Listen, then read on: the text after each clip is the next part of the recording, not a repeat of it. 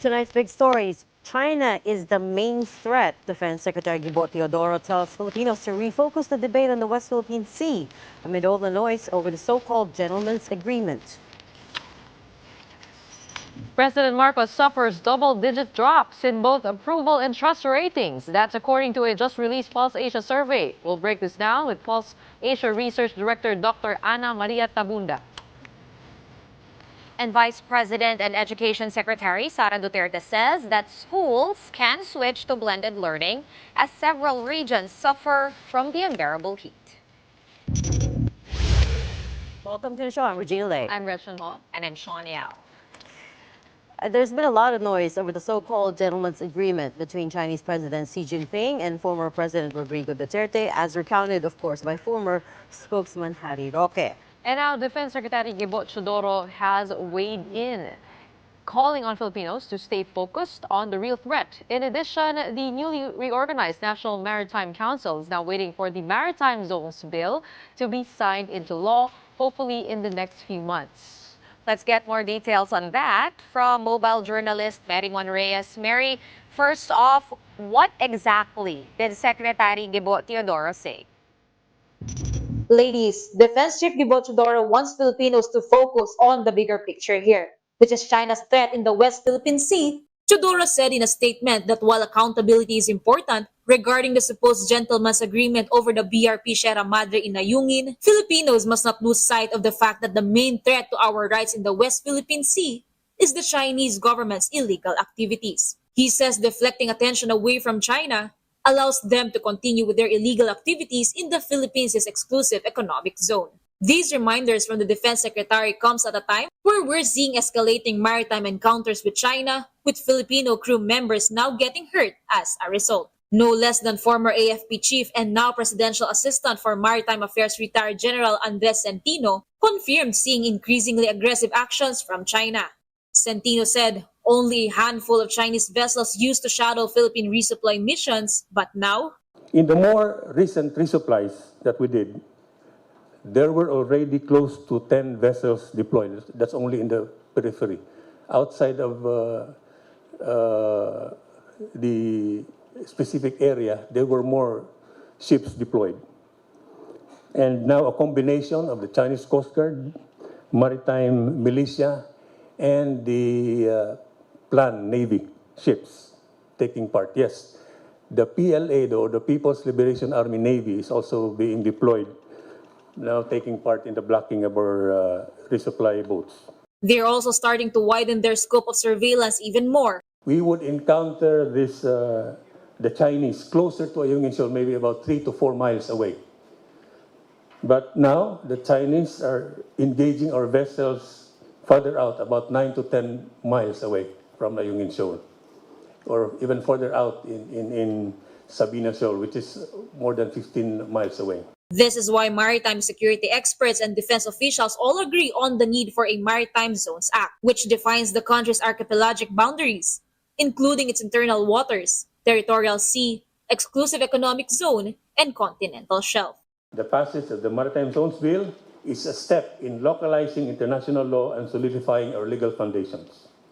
And this will effectively harmonize Philippine legislation with the UNCLOS and also the 2016 ruling of the UN Permanent Court of Arbitration, which invalidated China's claims in the South China Sea. Ladies, China has been openly against this Maritime Zones Bill, but it looks like the Philippines remains undeterred. Centino said the Maritime Zones Bill is expected to be signed into law before President Marcos's third State of the Nation address in July. He adds that they will be coming up with a national maritime strategy and will be working on the implementing guidelines for the Maritime Zones Act, including possible sanctions for violations against the country's maritime domain. Ladies. Thank you so much for that, Mary Reyes. Now, China's tactic with these encounters seems to be to divide and conquer. First, they separate the Philippine Coast Guard boats from the smaller ones carrying supplies. Then the supply boat is harassed, sometimes with water cannons. At least that is according to PCG spokesman Commodore J. Tariela, who spoke to our One News program Storycon earlier today. So for future resupply missions, the Coast Guard will be changing its strategy. basta mag-reach na tayo ng 12 nautical mile distance from Ayungin Shoal, ang gagawin na ng Chinese Coast Guard together with the support of the Chinese Maritime Militia is for them to separate the Philippine Coast Guard vessel from the supply boat. So kapag na-corral na nila, they were able to trap and limit the maneuverability of the Philippine Coast Guard vessel. That's the time that they're going to bring the supply boat away from the Philippine Coast Guard vessel and also to guide them away, moving farther dun sa Ayungin Shoal. No? And then the moment na separated na sila, that's the time that the supply boat is being harassed, whether they're going to be subject of dangerous maneuver, and then itong pinaka-reason nga is yung water cannon. Right now, we are reviewing the operational details for the resupply mission, and unfortunately, I cannot disclose to the public what will be the changes that we're going to execute in the next resupply mission. Matagal na natin nakikita yan, no? Parang paulit-ulit yung nangyayari. It's the resupply boat that gets separated from the pack and then yun nga parang kino-corner. What happened with us was the Chinese Coast Guard tried to block us and then aatrasan kami. Tapos pag hindi kami kumbaga na-block, makalusot kami. But then you have the Chinese Maritime Militia vessels also there ready to parang patintero eh. Kumbaga parang you're gonna have to maneuver your boat around all of these vessels till you get to where you're supposed to go. So it's really going to be interesting to see how the Coast Guard, the Philippine Coast Guard, changes its strategy. That's given true. that we already know the playbook. So if the idea is to divide and conquer or to close off the supply boat from the rest of the convoy, then paano yun? Does the supply boat need to be faster then? Maybe. Well, I think we're gonna dikit. find out when they actually do change their strategy. But again, for context, no, President Bongbong Marcos na mismo ang nagsabi na we have to change our tactic, and he used the word countermeasures will be implemented. Now, if we were expecting to get some support from ASEAN, this next survey might douse a little bit of cold water in that, because over half of Southeast Asians now prefer China, or now favor China over the United States if forced to choose between the two. That is according to a just released survey done by a Singapore-based think tank called the IC's Yusof Ishak Institute. They've been doing a comprehensive report on Southeast Asia since 2020, and one of the questions goes, if ASEAN were forced to align itself with one of the strategic rivals, which should it choose? And as you can see on the bar chart on the screen, over 50% now favor China. This is the first time since they started doing the survey in 2020 that more people went with Beijing, which analysts say is a signal of China's growing influence in the region. The institute says it polls people from both the public and private sectors, as well as academics and researchers, meaning these are people in a position to inform policy in the region. You know, Reg, it's funny that there is this report and this study and the survey that was conducted, because earlier today, my Google was suggesting to me certain news articles, and one of them caught my eye because it was a protest recently by Vietnam just last month, because nag-encroach in that little space, the Gulf of Tonkin, is it called? In between Hainan and Vietnam. So they're also disputing that area. And they actually raised a lot of noise, and napaalis nila yung Chinese Coast Guard and Chinese Maritime Militia. So, I mean, they can also say that they're going to pick China and still stand up to them. Well, yeah, I will point out that Vietnam has larger economic ties with China, though, than the Philippines. So that might be the key differential here. There's another survey which we weren't able to graph. But anyways, it shows that by nation, at least, the Philippines is at the top of the tree in terms of choosing the United States over China, which is not surprising. Retired Rear Admiral Romel Ong already told us that we are the outliers in ASEAN. And we're now seeing this play out in the surveys. That's correct. We have deep ties with the United States, but I wonder if this is a result of what's been happening around the world. I mean, the relationship of the United States with Ukraine, with Palestine, Gaza, and all those issues, together with the growing trade of China and their trade diplomacy. Exactly. And actually, sa Twitter, like kung nababasa, aasahan ba natin o maaasahan ba natin ng ASEAN region? Why are we not, hearing any stronger worded The statements? survey is the answer.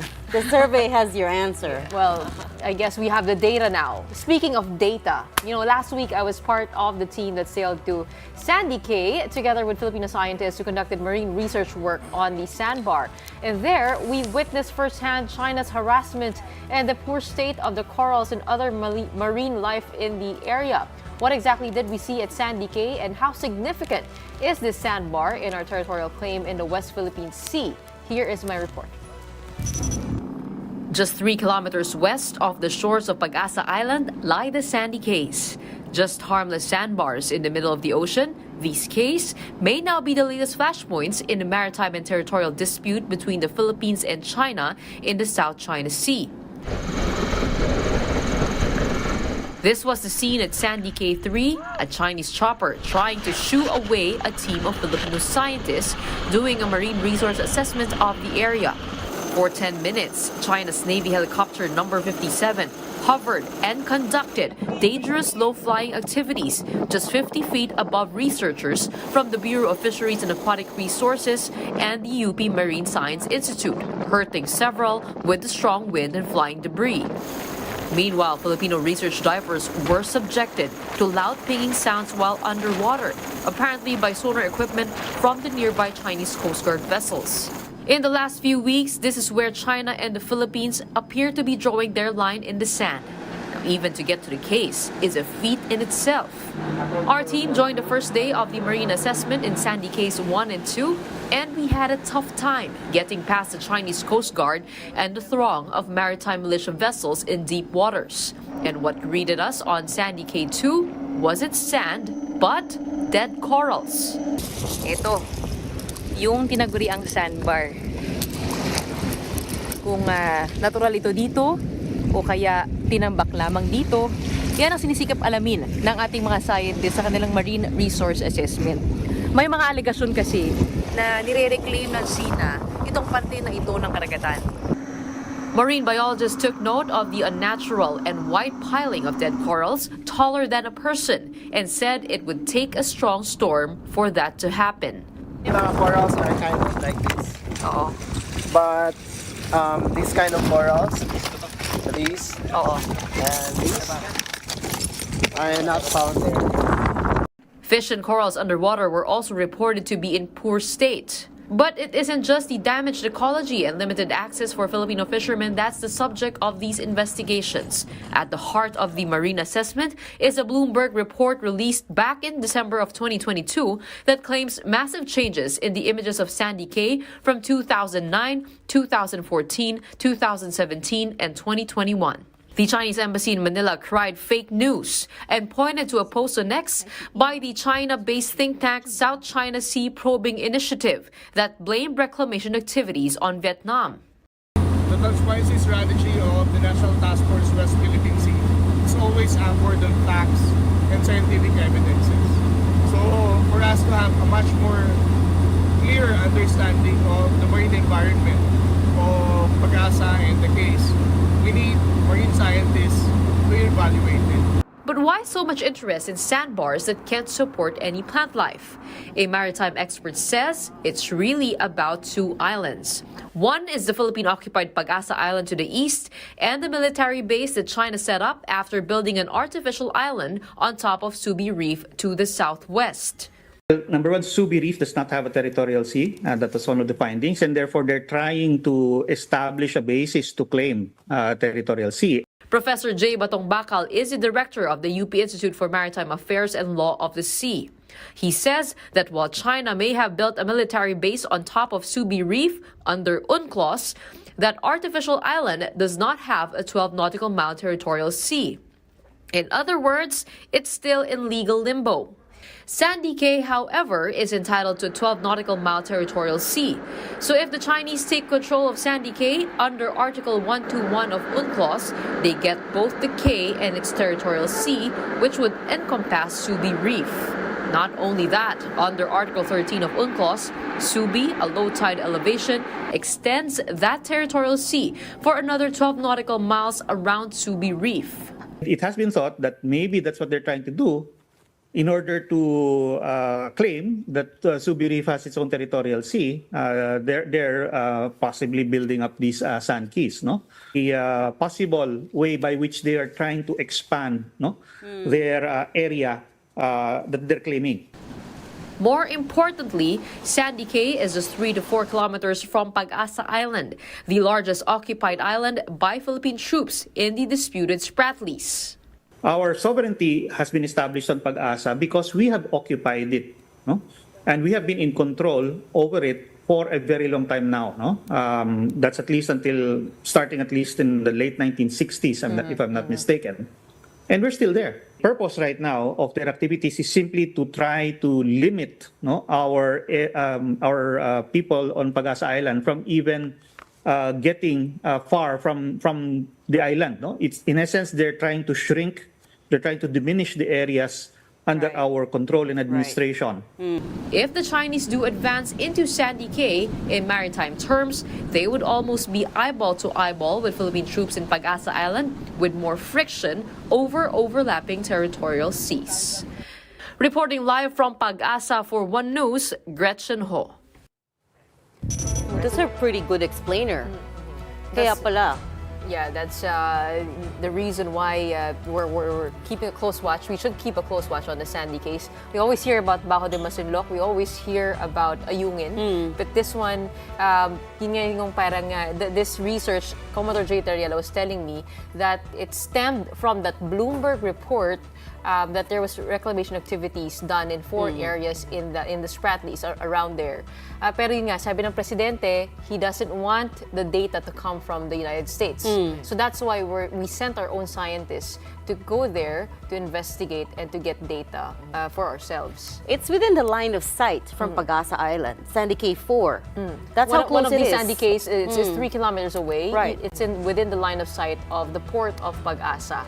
So that's how near it is. Sabi nga ni Manny Mogs, no, pagka low tide daw, pwede mo daw lakarin. Oh, wow! Yeah, kasi ang Cay, no, it's parang when sand forms on top of like coral reefs, it's nagiging parang little island of sorts siya. Like a sandbar of sorts. So pag nag-low tide, for sure mas maraming sand ma-expose. Maganda ba? Yung Sandy Cay, hindi, nagulat nga ako kasi dead Siya dead Yun na yun. I mean, from afar, it looks Yeah. like a white beach, right? Yeah. From the aerial view, which we always see, it looks great. But yun nga, on the ground, it looks different. So basically, it's very- not white sand, it's I've bleached never corals. I've never been to a sandbar with dead corals in it. And yun nga, parang I think nakita mo naman yung piles of sand. So, doon ako tumayo sa tabi, tapos ganito talaga. Parang unnatural talaga yung formation nung... So it looks like it could have been dumped. Pero, ang sabi ng China is they're blaming this on Vietnam. Because Vietnam also has claims within the area. At least according to the Bloomberg report. According to China. Oh, according to China According to itself. China, Okay. it's Vietnam. It's Okay. Vietnam daw. Okay. Oo. So, yun nga. But this is the reason why it's important that the Sandy Cay, because if the Chinese take control over it, they get 12 nautical mile territorial sea around it, which extends yung sa Subi will be part of that. Of that 12 nautical So, mile. mag-extend pa lalo ng 12 around the Subi Reef. Yun yung nasa UNCLOS natin. Territorial dominoes. Okay, we're gonna take a quick break for now. Right after that, the trust ratings of President Bongbong Marcos dropped a hefty 16 points in the latest Pulse Asia survey. More details when we return. Keep it here.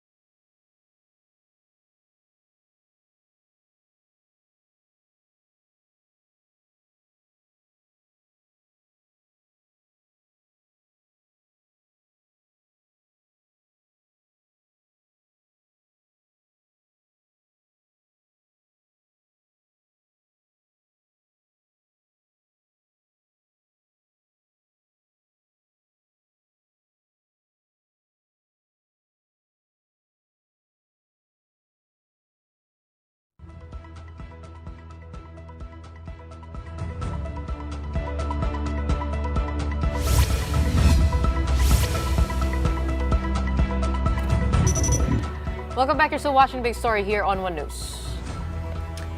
We have big numbers coming in from Pulse Asia on the trust and approval ratings of top officials. This broke just this evening.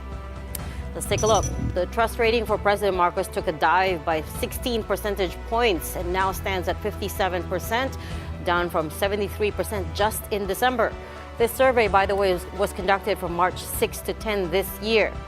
Vice President Sara Duterte's trust rating slid 7 percentage points to 71, while House Speaker Martin Romualdez' numbers dropped 9 percentage points to 40%.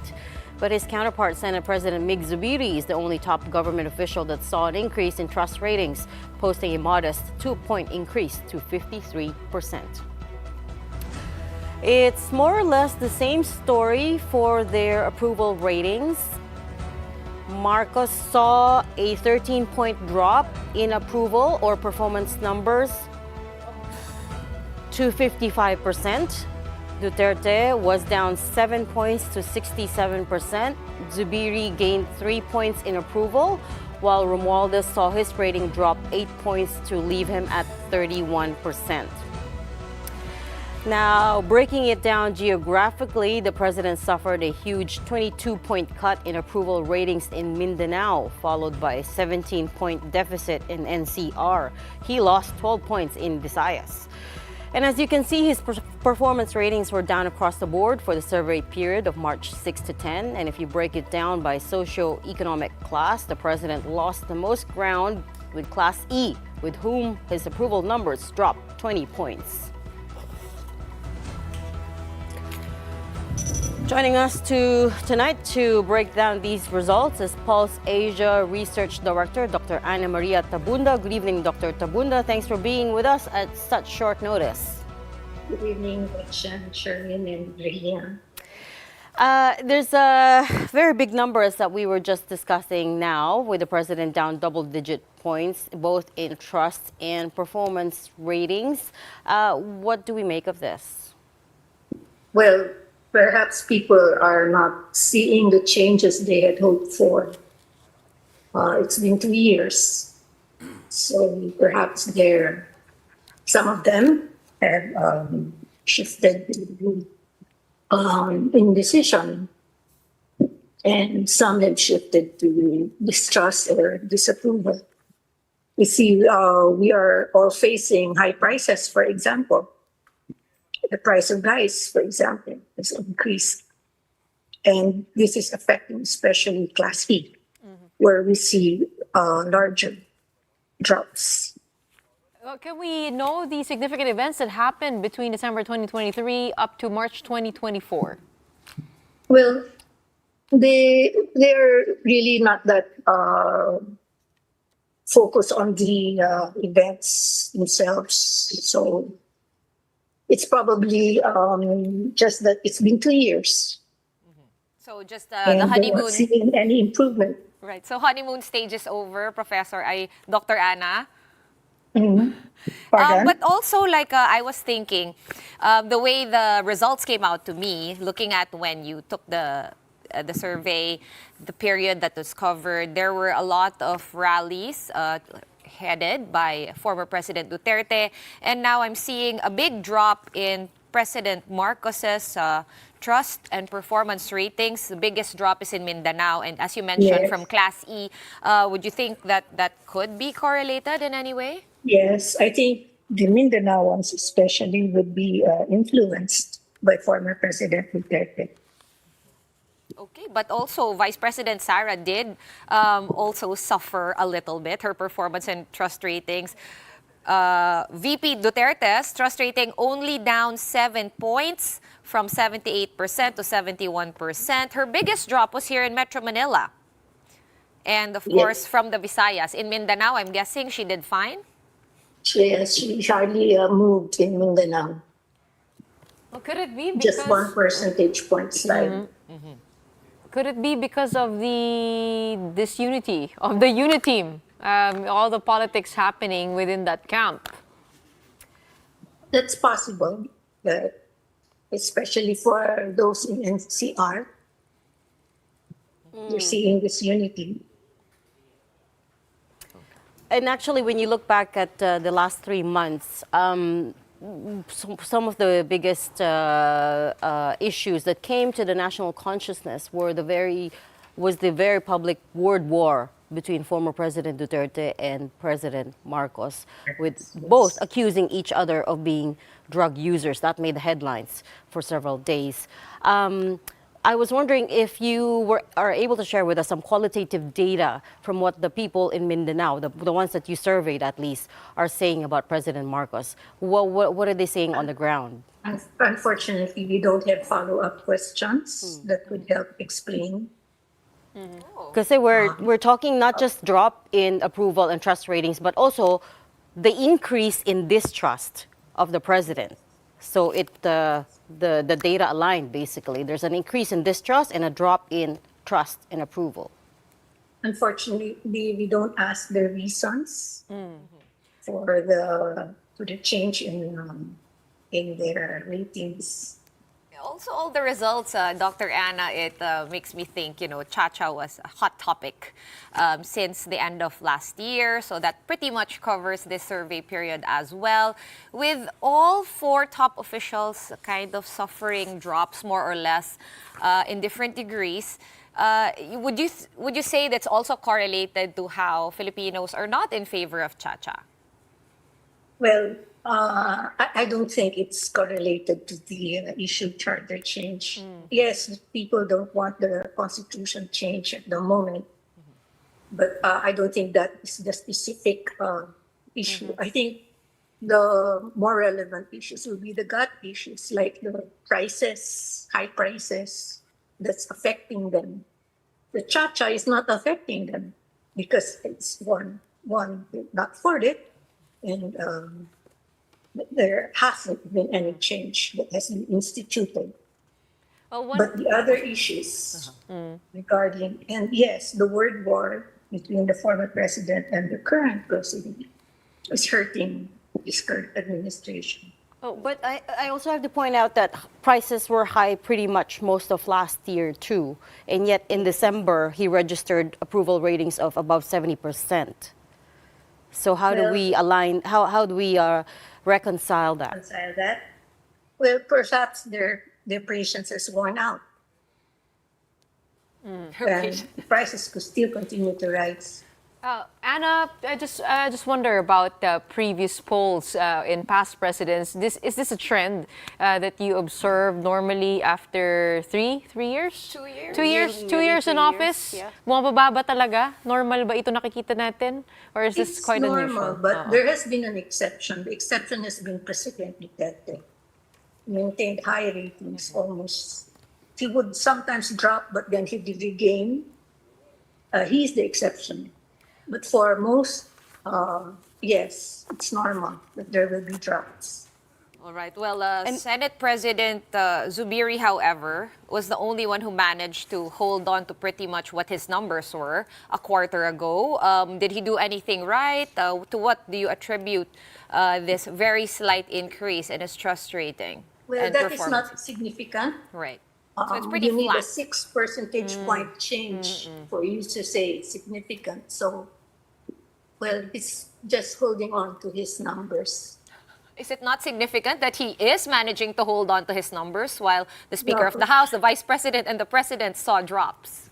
Well, what I mean by significant is statistically significant. That 2 percentage point increase in trust is not statistically significant. He's essentially getting the same trust rating.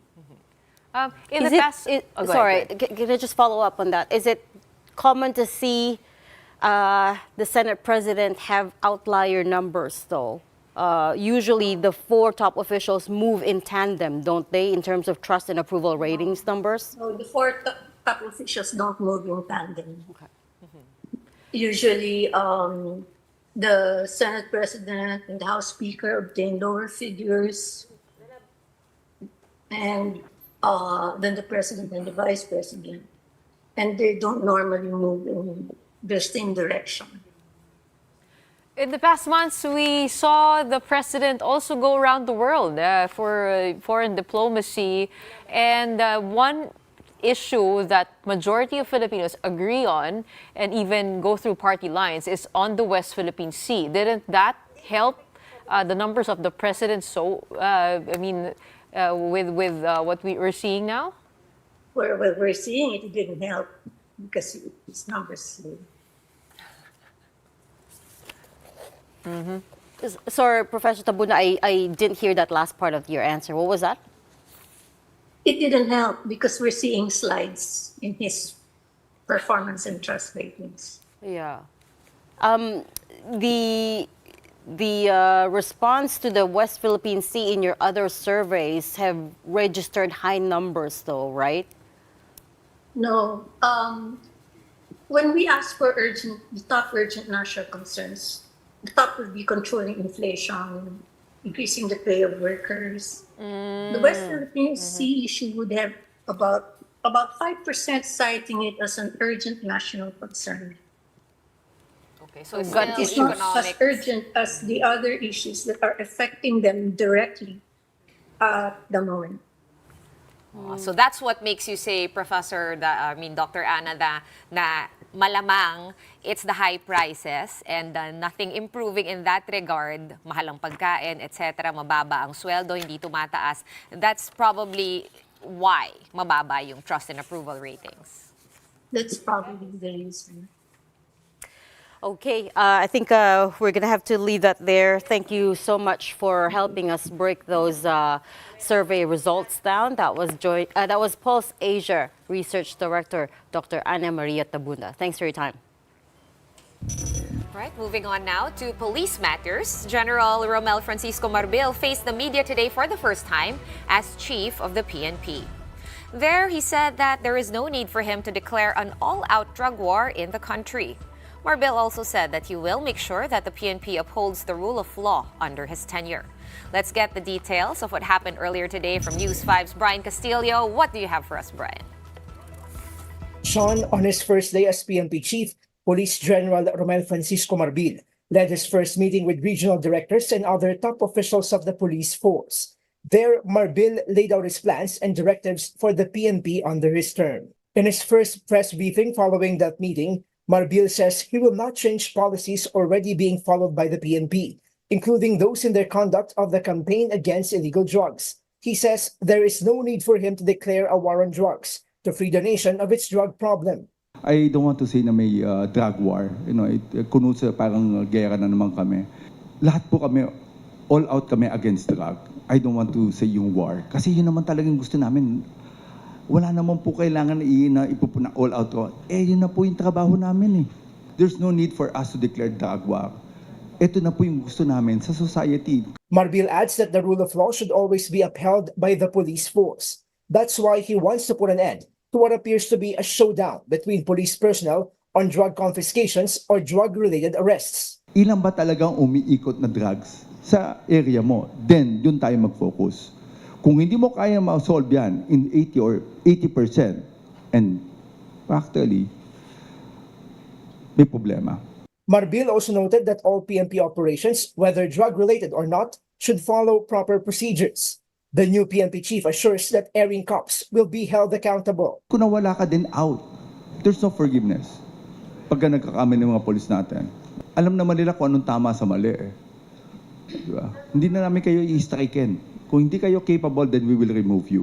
Shawn, Marbil says there will be no reshuffling of PNP officials for now, as he believes this could bring instability in the police force. He is also eyeing the use of modern technology, like artificial intelligence, in fighting crimes. Back to you, Shawn. Thank you so much for that, Brian Castillo. We're going to pause for a very quick break, but right after that, new vehicle sales surge in February, the biggest increase in 7 months. More on that when the big story returns. Stay with us.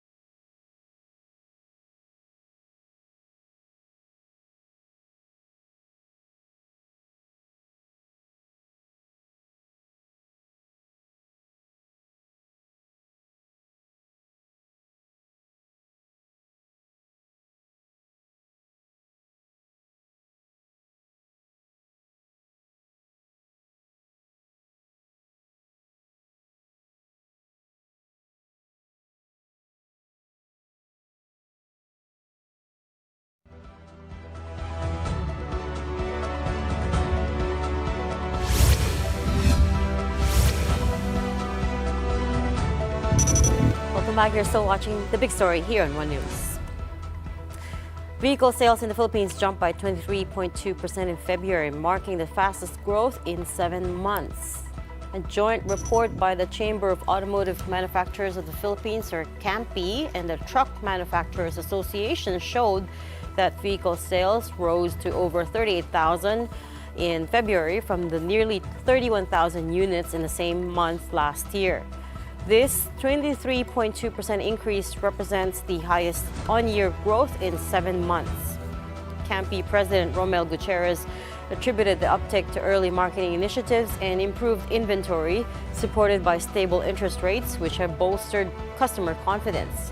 In 2023, annual sales hit more than 429,000 vehicle units, surpassing pre-pandemic levels.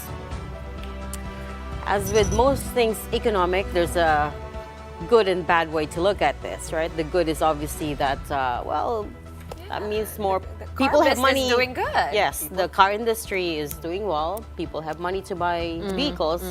But People have money. But we all know what the downside is, right? Traffic. Because those cars need pollution. roads. Yeah. Exactly. But here's what actually stood out to me while you were reading that report. It is improved inventory. So a lot of cars were actually have super long waiting lists. And then maybe they all arrived in one go, so it kind of like bumped the numbers more towards that month per se. Let's say everything arrived and they were able to release the cars, then they would log the sales only in that month. That happened to me. I waited like maybe a little bit, but long the time. previous month's numbers were also above 36,000. So the difference would have been minimal lang, I think, from the inventory. Well, there's also a lot more car consumer brands now. optimism, probably. There's more options. So I see a lot of the tarps. So when I drive out, I have to pass all these dealerships, pababaan ng down payment. Tama, tsaka monthly. Diba? Pababaan. But putting that side by side with what Anna said a while ago about the survey, that people probably are complaining about high prices, linking that to the performance of the president, approval, trust ratings. I mean, I can't reconcile. Is it because The of irony, the the income extreme- income gap of people? I mean, those who have much in life getting more, and those who have less are not really, they're I think not there's improving their lives. this concept called differential development, where yun nga, basically it's just the gap. The rich get richer and then the poor get poorer. So clearly, there are people with a lot of money buying But cars. the good news, though, is that the government is banning. I'm not sure if that's good news, but no, I'm being Kaya nga, sarcastic it's always here. good. There's always good side, bad The side. government Good way, is taking bad out way. the e-trikes from the the national highway, roads. so that means more space for more cars. More space, and yet, The e-trike. yesterday we reported that LTFRB is allowing 8,000 more motorcycle riders to Oh, join the yes. pilot study. And that too. And right? they're saying so there's there's another demand. 8,000. So my question is, where are all these people coming from? Are we producing a lot of no, people? no. It's No, because- it's one thing we know is people have a hard time going to and Commuting, from work, which is Maybe- the whole point of LTFRB, right? They, because there are no options, they're adding the 8,000 more motorcycle riders. But clearly, the private sector is also buying vehicles. That's the thing. We keep adding things on EDSA. So when are they going to realize that an efficient mass transportation I think system? I think the policymakers do know this, but that's a very long-term solution, right? That's that means true. getting the public transport system correct, right? And how much further away are we from the subway system? 2028, if I recall correctly. Parang they said So that's 2029 na nga, di ba? so that's Oh. like 5, 6, 7 years away. Well, pa, during the right? Holy Week, I noticed that people were going towards locations outside the metro that were not the usual. Like dati, pag nakita mo Holy Week, Boracay. Ngayon, marami na sa Tanay, marami na sa Zambales, and we're seeing traffic headed sa to those Dingalan, areas. Aurora. Now I People want are starting to move out. But then I right? saw a Little picture of by little. Zambales and the beach was jam-packed. Yeah, it's all Right, head. yeah. It And looked in like Tanay. Lay Boracay. Correct. Remember those days? So nag-move lang to other locations. Yeah, I used to actually frequent Zambales, but now it's so not peaceful anymore. But you know, on one hand, I'm happy that the people there are doing well. The businesses are thriving, but it's just not for me. I'm too old for it. Well, it does mean more economic activity.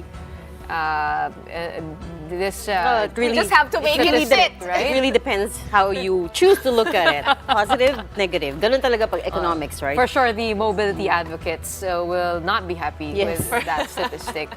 But something to be unhappy about as well, just like what we discussed yesterday, the intense heat is being felt across the country. In this map, areas highlighted in red experience a heat index or felt temperatures of 35 degrees Celsius or higher this afternoon. Among these are Tuguegarao, Sangli Point in Cavite, Tanawan in Batangas, as well as Coronadal City in South Cotabato and Davao. A heat index of 33 degrees Celsius or higher is at the extreme caution level. Heat cramps and heat exhaustion, which can lead to heat stroke, are possible at this level. It becomes even more dangerous when the heat index reaches 42 degrees Celsius or higher in a particular area classified as the danger level. Now, because of the heat, schools again suspended classes today.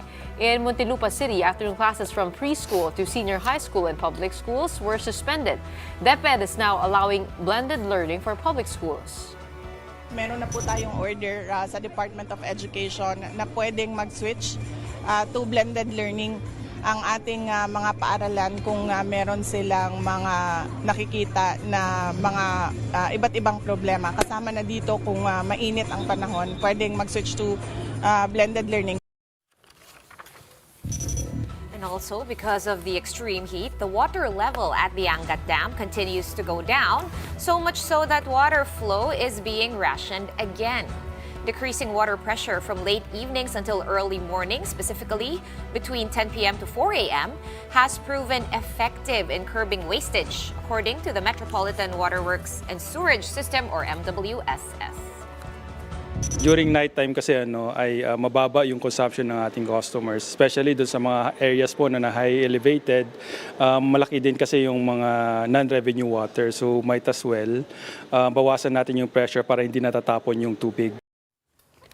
Now, with all of these in mind, the government has urged Filipinos to avoid frequently flushing toilets and using bidets to conserve water. In fact, the Task Force El Nino added that the public should also be more conscious and deliberate when washing clothes. Actually, yung mga bidet po magastos yun kasi 'di ba walang habas na pag-spray o paggamit ng bidet. Walang pinagkaiba po yun sa garden hose. So ang pinakamainam po talaga, gumamit po talaga ng tabo sa tuwing gagamit tayo ng palikuran para po sukat at matipid po yung gamit natin ng tubig. Hindi naman po natin maiiwasan na gumamit talaga ng tubig at actually mas matipid pa nga po yung paggamit po ng laundromat kapag po naglalaba, whether in a public place, in a laundromat or sa bahay natin. Gawin po natin yung conscious, deliberate effort na magtipid po sa tubig. So, hindi naman, again, wala pong ipinagbabawal. Oh, that's quite rational advice right there, but I'm not pero sure ewan if ko lang magagalit yung mga mahilig sa bidet. Hindi, mas issue sa akin yung I can let go of the bidet but not of flushing the toilet. Totoo naman. Parang Oo. kailangan Lalo yata pag malinis na malinis ka at masaya. Any issue naman may magagalit, right? It's, I mean, people would get angry as well if you tell them to use recycled water to water their plants, for instance, which I think is a very sound advice as well. Yeah, actually, we do that. Or rather, I think my mom does that. Other tips include refrain from changing pool water often and don't use inflatable pools in the meantime. Well, that's good advice because tourism, I mean, with the summer season, right? The tourism levels are up. People are looking to go out, spend their vacation. So, yun nga, magandang advice yung paalalayan mula sa ating mga authorities. Ito yung favorite ko. Use tabo instead of bidet. Hindi. Use tabo instead of bidet and use tabo to water your plants kasi mas matipid siya kaysa sa hose. Pero wag kang gumamit ng recycled water pag sa toilet. Diba? Pwede pang clean flush. water naman. Why some establishments use recycled water? Like at an SM mall, at SM Aura, for For instance. the flush. For the flush, but kaya not nga. the toilet. Not the bidet. Cleaning your... Or the sink. Or pwede rin sa plants yun. Do we really want to get into that Okay. conversation? Eto, do you want to get into that conversation? Your wish is granted, Regina, kasi pati nga si Congresswoman and former DOH Secretary Janet Garin had a very unique suggestion, specifically targeted towards women. during this extreme heat spell. Pakinggan natin. Kaya nga minsan, lalo na nasa tag-init, wala lang mali siya, no? Pero kung nasa bahay ka lang naman or matutulog, it's quite advisable na walang underwear pero nakapajama ka naman or naka-shorts. I don't really know what to say. I can think of 10 other things to conserve water over that would make more sense over To be foregoing fair, underwear. To be fair to Representative Garin, who's also a doctor, it is not for water conservation para makatipid ng panlaban ng underwear. Hindi lang yun. Kasama na yun. It's for heat. Siguro kasama na rin yun. But mostly it's to avoid infections down there. Fungal infections, yung mga ganyan, yeast infections na tend to spread and exacerbate during the high season. But yung iniisip ko lang, her advice rin to wear parang cotton underpants instead of synthetic fibers can also apply to regular clothing naman, and not just But also, underwear. what's the point of doing it overnight, right? I mean, if the whole point is to avoid fungal infections, edi let's just all forego underwear. Sure. I mean, like, why not? Do you know what I mean? It's Yeah. like there's at night. I'm just thinking. I'm just rationing, Apparently rationalizing there out here. are more people who do that than we think, because lalaglagan ko ba? I had an aunt who, that was her advice also. If you're at home, she specifically said, pag nasa bahay lang tayo at matutulog lang naman, she didn't naman say, go full Monty all the time. Maybe the top part na lang, di ba? Para medyo... Are we ready for that? It's less prone to fungal infections now. At least sa taas, I mean... But just to close off this conversation, by the way, on a more serious note, I wanted to point out that there are more cities declaring states of calamity. Yesterday, we were talking to Cebu Mayor Michael Rama. They've already declared a state of calamity. Now, Zamboanga City also officially declared a state of calamity last March pa pala because of the water shortage brought about by El Nino. So this water crisis, although, you know, we were joking about the tips, is a serious issue. So we all have to do what we can. It really is. And although PCO Assistant Secretary, the one we heard talking kanina, si Joey Villarama, he did say wala pang state of calamity in Metro Manila. But he did say, yun nga, lahat ng tips niya for saving. Okay, but we're running out of time. But we still have a little more, just enough to present to you our big pictures tonight. Prepare to get hit by a big whole chunk of nostalgia, because these are photos of the iconic Greenbelt 1 in Makati, which has officially been closed on Monday to make way for demolition. The mall first opened in 1986, and it is now being torn down by Ayala Land to make way for its redevelopment. Greenbelt 1 is Ayala's oldest mall and is the work of national artist Leandro Locsin. Photos of Greenbelt 1 have gone viral over the past few days, with netizens bidding goodbye to the iconic structure. Okay, looking to the future, what can we expect in this redevelopment? What you're seeing now are photos from Ayala's renovation plan for, I think this means Greenbelt 1, not Glorieta 1, posted by the Make It Makati page on Facebook, so you can see the original posts there. Ayala Land is seeking to transform the mall into a, quote, modern complex with more green spaces. The redeveloped Greenbelt 1 is slated to open in 2028. That's also when the subway is supposed to open. Supposed to, yeah. So many things to look forward to in 2028, right? Nice. We're 4 years away. Yung NAIA dapat malaki na yung changes. Oh, that's right. In 4 years' time. Yung passenger terminal. So guys, hold on, okay? I know there's a lot of issues at the moment, but by 2028, new Greenbelt 1, Philippines. new subway, better airport. And hopefully less traffic because libre mangarap. Yeah. And by the way, one thing that a lot of people don't know, we were talking about this offline earlier, was that Greenbelt 1 actually used to be on the National Heritage List. So it's been removed? Okay. But let's clarify that. So it does make it automatically into the Heritage List kasi si Leandro Locsin yung architect. Meaning, Matic, lahat ng ginawa ni Leandro Locsin makes it to the list. So in order to demolish it, Ayala You had have to ask for permission Okay. to get it taken off the heritage Well, medyo list. malayo na rin yung itsura ng Greenbelt 1 dun sa 234. So, Correct. medyo justified naman yun. Although maraming malulungkot na tito at tita. Oo. So, they've Pero been alam mo, may posting isang online. part doon kasi na yung sorry. hagdan, pagpababa ka sa park, ako yun. Pagpababa ka sa parking, mauntog yung ulo mo. Tapos kailangan nilagyan ng rubber. See, she has such fond memories Ako, of such Greenbelt fond 1. memories. Ako nung hindi ko na nalalapitan yung Greenbelt 1. Oh, I knew it. Sige na nga. Nung lumaki Okay. siya, Greenbelt 2 na yun. Oh, yeah. Ay, hindi, Greenbelt 1 was 5. no longer cool. Everybody went to Greenbelt 5 now. The Glorieta sige na, nga. tsaka ano. Okay, baka saan na tayo mapunta? Okay, nasa 1982 na yata tayo. That's it for the big story on this Tuesday night. We are one news all sides all the time. Thanks for tuning in. Have a good night.